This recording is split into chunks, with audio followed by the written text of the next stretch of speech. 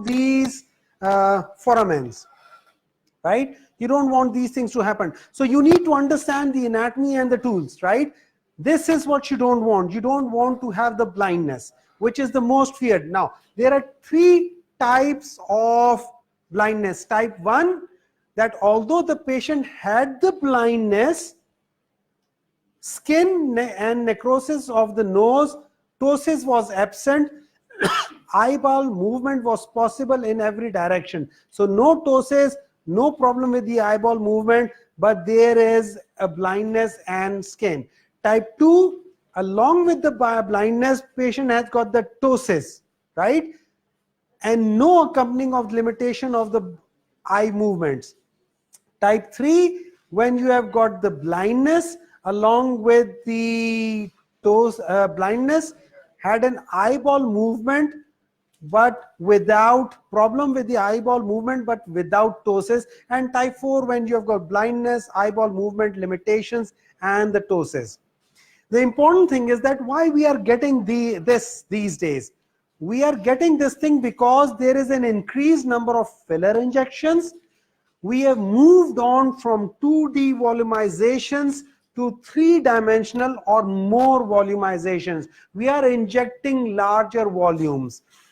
This is a typical area where you will see that this is where the congregation of all these vessels is. So you can see that this part of it actually takes 90% of it. And why does it take? Because you have got the internal carotid, which is yellow in color, and its branches, which is the supraorbital this, and at the same time you have got this coming through the zygomaticofacial, and then you are having dorsal nasal artery, which is a branch of supratrochlear artery, and then there is a retrograde one is ophthalmic artery, right, or retinal artery.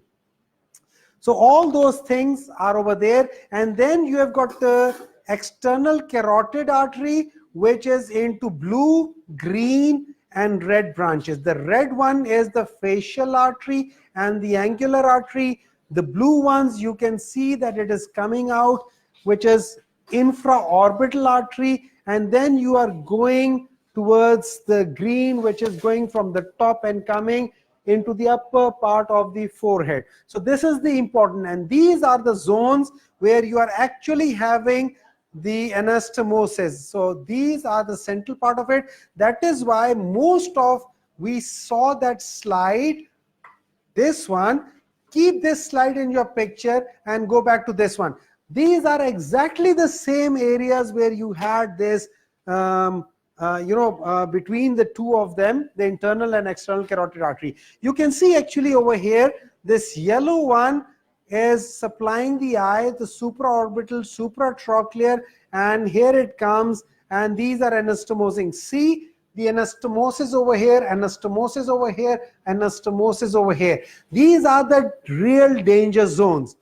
Why we are getting that thing?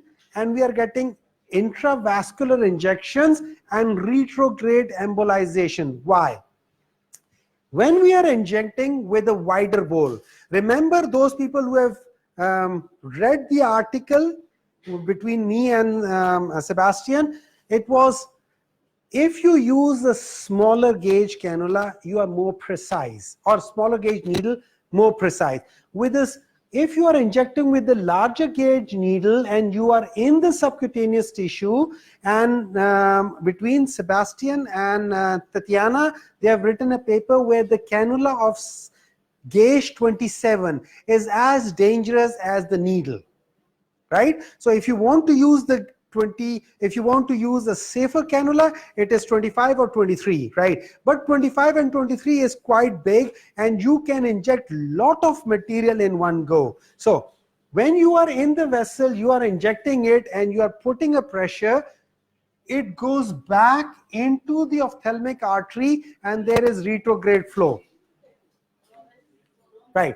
So how to prevent it? Smaller gauge needle, slow injection speed, and low volume bolus. My next paper with Sebastian is about this thing, how to see which filler is safe. So you would know, and we would know all these brands. We are doing a study on that. Now, what we do is we use the finer needle and we are injecting slow. There is no retrograde flow. Everything is going up. You are still getting intravascular complications, but you are not getting the blindness. So you are choosing between the lesser and the bigger evil. You are choosing the lesser evil. And we can treat lesser evil with hyaluronidase even after, let's say, 6 hours or 7 hours. We can still do that thing. Now, we have already discussed between the difference between the needle and the cannula. Now, this is the subcutaneous tissue. This needle in the subcutaneous tissue is, yes, dangerous. But when you are using the needle, you should not be in the subcutaneous tissue. You should be on the bone. So that is why you are safe. Now, this is blood aspiration by Gabriela Casabona. How long do you now? Again, when you are withdrawing, what we do is click nothing and inject, right? This thing we are, oops. Okay, I'll show you this thing. When you are using this thing and you are plunging, it takes at least 5 to 7 seconds before the blood can come in. Sorry? We should wait for minimum of 5 to 7 seconds. And the plunger should be at least 0.3 ml withdrawal. So that is the negative pressure, right? The study between me and Sebastian is, again, the second paper is on this. Now, how to prevent this thing? You can inject it. When you are injecting, this is another paper which was Roderick et al. That's showing the danger zones of the face. These are 6 danger zones which correlate with all those ones that we have used. And all this thing is because of external carotid artery and internal carotid artery system that we have discussed. Now, when we do the glabella, which is the most dangerous of all, you need to understand again the anatomy. You want to see these are the vessels, the danger. So if you're going to inject, where does it lies? These are in the subcutaneous plane. Have a look. All these anastomosis of periorbital vessels in the subcutaneous plane. So where do you inject? You inject on the bone. That makes you much more safer. You go right on the bone, you go right on the bone. That makes you much more safer. Now, when you are doing the subcutaneous one, you need to understand how.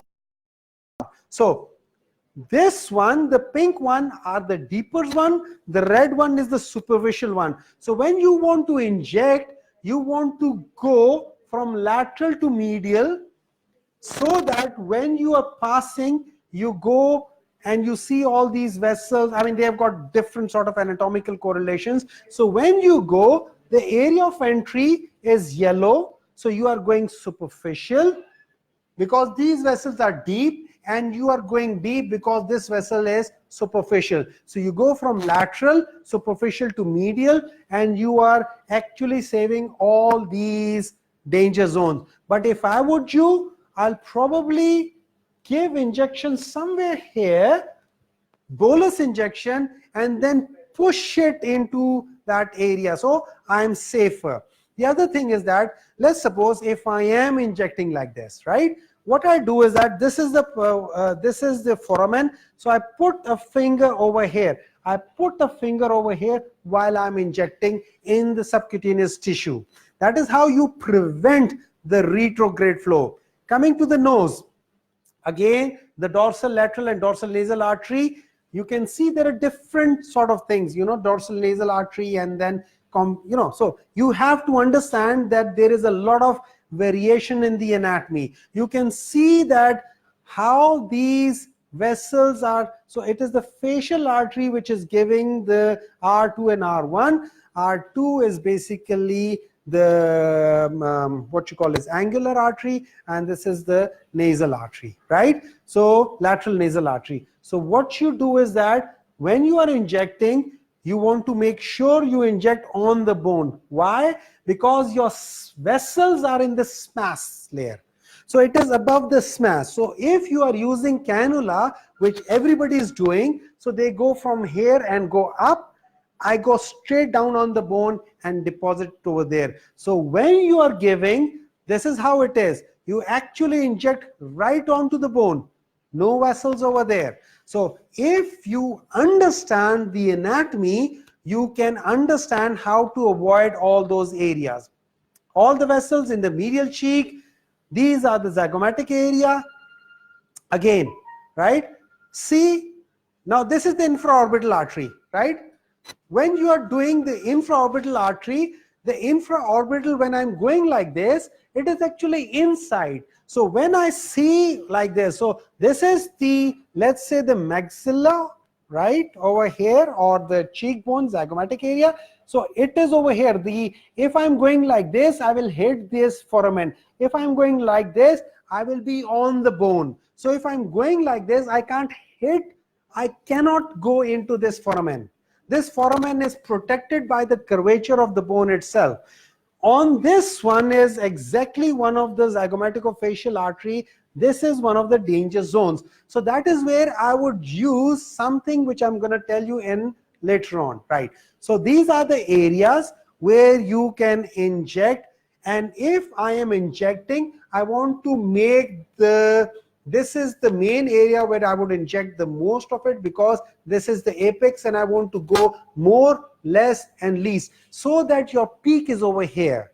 It should not be over here. Your cheek should not be really, I mean, you should not really be very cheeky sort of thing, right? Still, we are far away from that, from the vessels and above. We are coming from the top. We are not going down up. Again, lips. You need to understand the anatomy. You need to understand the variations of it. So that makes things more difficult, right? Then in the lips, you need to understand your vessels could be between the skin and the muscle, in the muscle and in the mucosa. So you have to be also careful about that, where to go. See, this is like a vermilion border. This is like the dry lip, and then you can have dry mucosa, and then you can have a wet mucosa. So you need to understand all those things about where to inject, right? So if it is like this, this is the vermilion border. If you go next to vermilion border in order to create your definition of the lip, it's pretty safe. If you're going, let's say, this is the vermilion border. If you're going deep over here, now whether you go over here in the muscle or over there, it's not safe. So that is where, when you are injecting, you inject very close over here. Don't go too deep. That is where the vessels is. Similarly, temple. When I'm injecting the temple, I've got superficial temporal, right? And then you have got the anterior and posterior deep temporal vessels, right? Now, what happens? The superficial temporal is going all the way till here. The posterior deep temporal is going halfway, and the inferior one is going over here. This is the ridge. This is the bone. So it is a 1 centimeter between the ridge and the orbit. That 1 centimeter is a safe. There is another problem. Remember this bone. This is where the anastomosis of 4 bones are coming, and it's paper thin. Again, Sebastian Cotofona has written an article. Any cannula, when we are injecting, we use between 50 to 60 newtons of pressure. Anything more than 40 newtons, we can actually go through this bone into your cranium. So you don't want to go back over here, you want to stay right in the front, right? So it's not only the vessel, it is another danger zone. Again, nasolabial folds. You need to understand all these vessels are over there with a lot of variations. So how do I do it? I use, as a plastic surgeons, when we are doing surgeries, we are using the Dopplers, right? I hope this video, otherwise I'll show you the video in a minute. So you use the 10 hertz of thing, and I'll just show you this thing right in the middle.